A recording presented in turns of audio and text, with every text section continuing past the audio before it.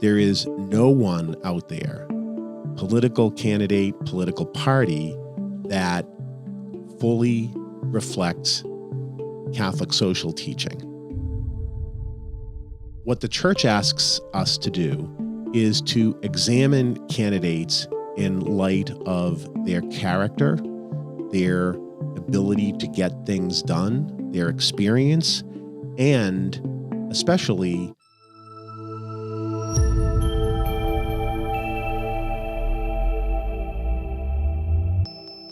Welcome to Finding Communion. I'm Rosemary Ford, editor of Parable, the magazine of the Roman Catholic Diocese of Manchester. I'm here with Bob Dunn, our excellent director of public policy, to talk about politics, the Eucharist, the common good, and other themes relating to our Finding Communion column in Parable. Okay, so let's get started. Welcome to Finding Communion.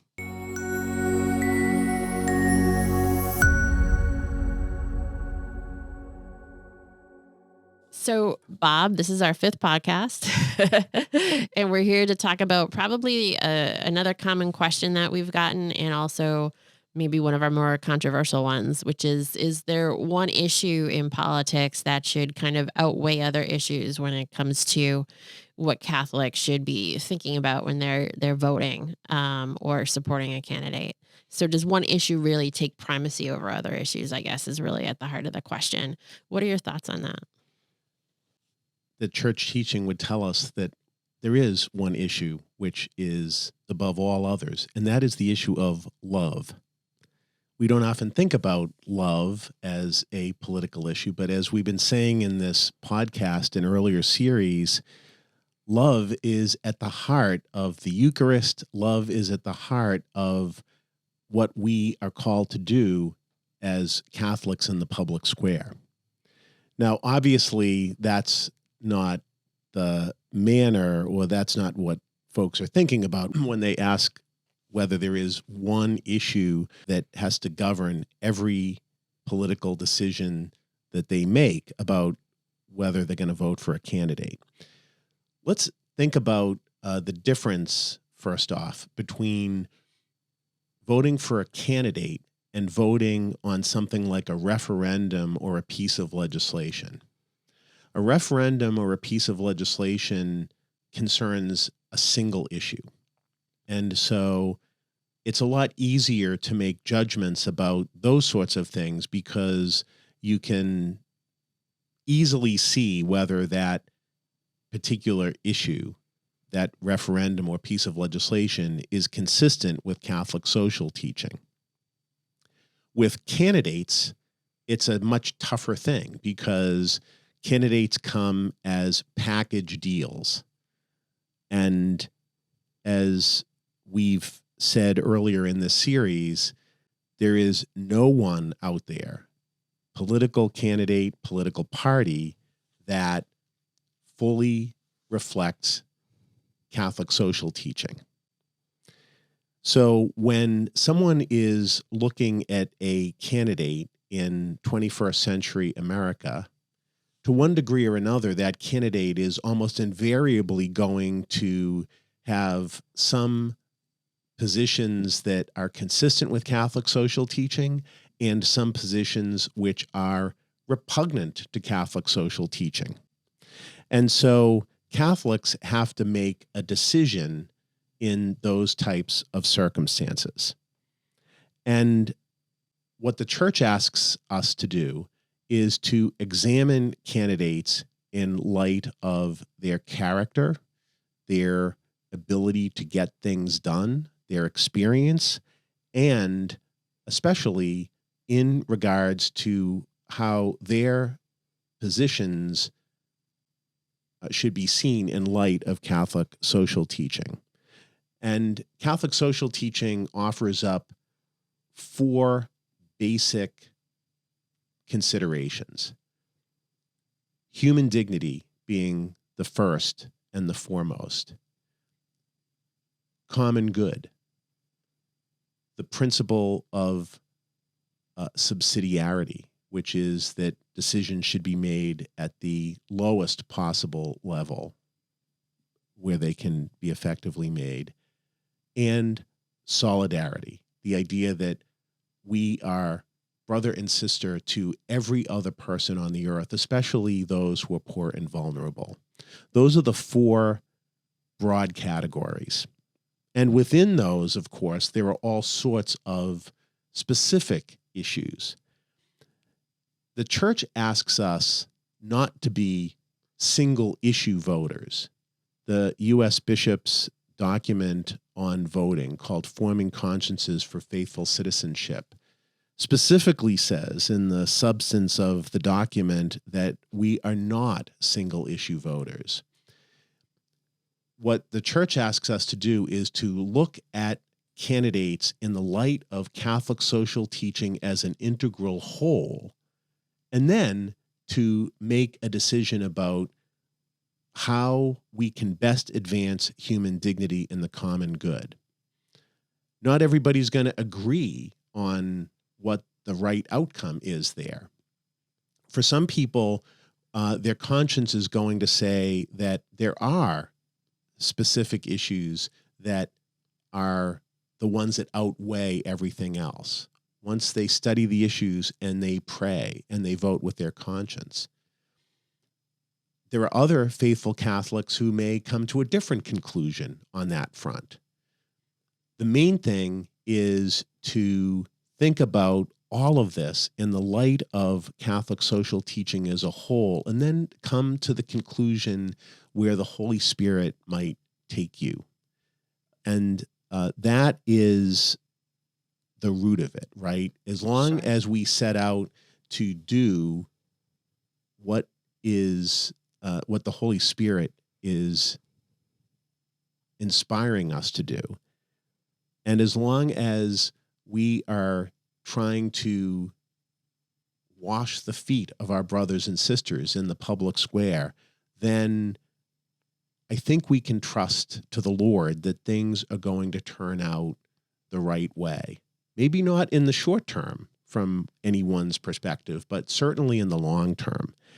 And the inconsistency of political platforms in the 21st century with Catholic social teaching is something that highlights the urgency of the missionary task that the Eucharist gives to us. The 20th century was the bloodiest century in the history of the world. We know that there are threats to human dignity everywhere that we look. The modern world serves up innocent victims everywhere that you might choose to look.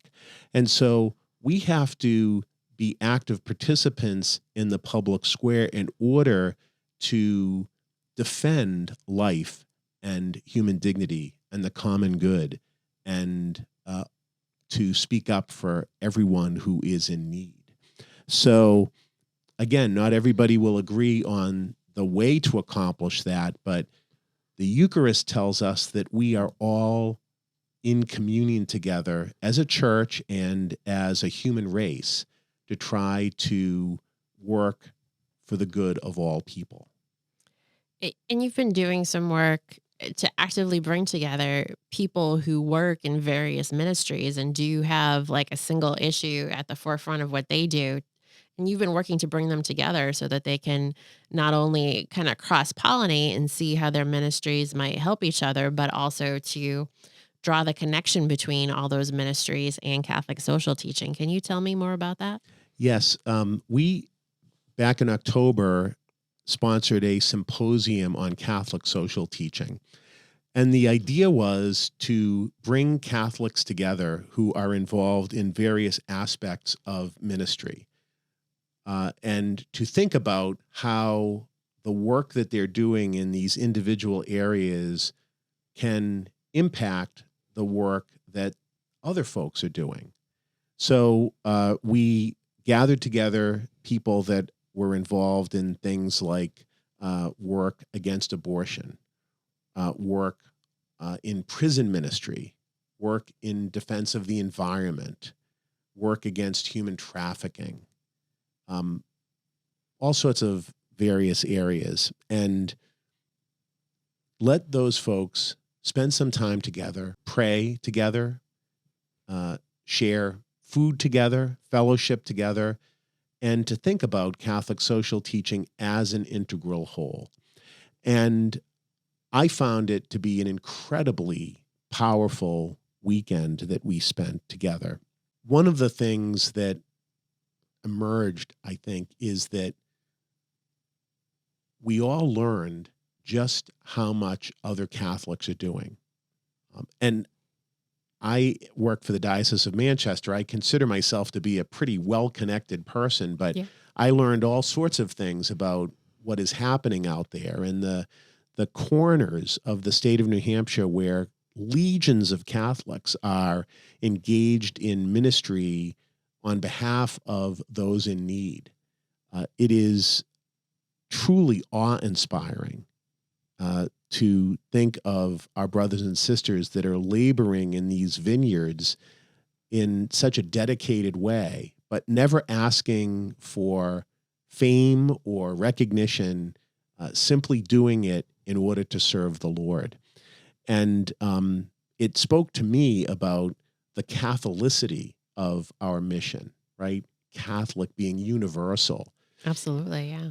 And people, I think, should be aware of that their fellow Catholics are out there doing this. And it, I think, says a lot in an age when oftentimes people like to speak about the church as being in decline. Well, I think all of the folks who participated in this symposium would beg to differ, because the gospel is being preached, it's being carried out throughout New Hampshire, and I really am very thankful that the Lord has put me in the position to be able to participate in things like that.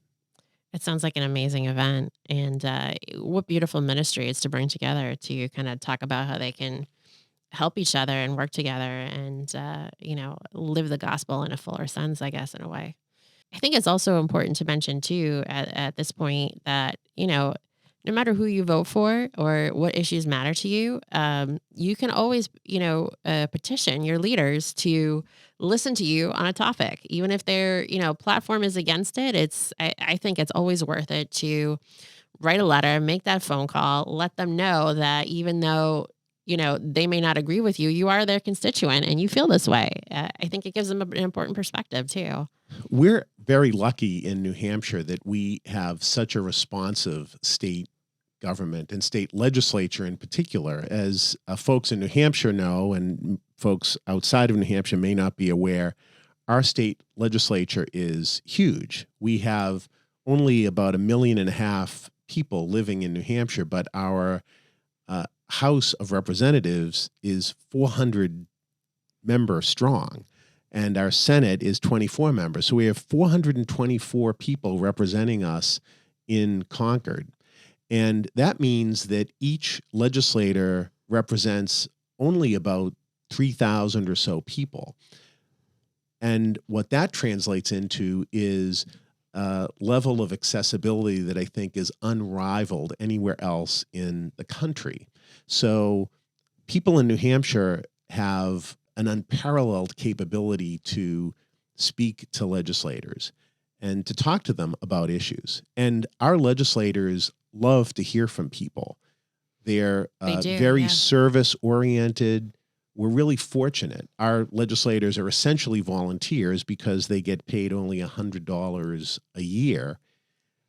And they take that responsibility very seriously. So I'd encourage anyone who's listening to us who lives in New Hampshire and who wants to get involved on some legislative issue to use the resources that the diocese offers, that the state of New Hampshire offers, and to talk to their legislators to let them know what they want the legislators to do.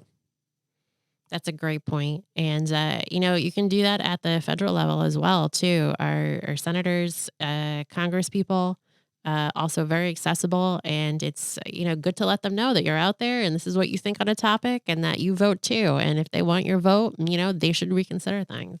So I think those are important lessons to learn. And again, Bob, thank you so much. That was another great topic to tackle. And thank you so much to our viewers and listeners. Don't forget to check out our show notes for additional discussion and resources on this topic. And if you have any questions that you'd like us to tackle in future episodes, please email editorparable@rcbm.org. Again, I'm Rosemary Ford, and I'm here with Bob Dunn, our excellent Director of Public Policies here at the Diocese of Manchester. And if you liked our podcast, don't forget to like, share, and subscribe.